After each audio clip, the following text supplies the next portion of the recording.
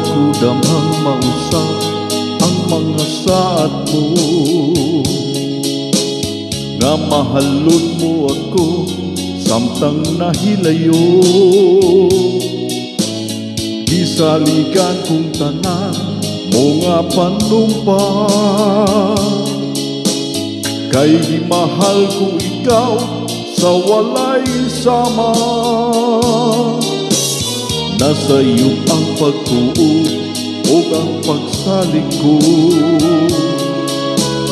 kay kasakit lang di ay maoy gibalos mo.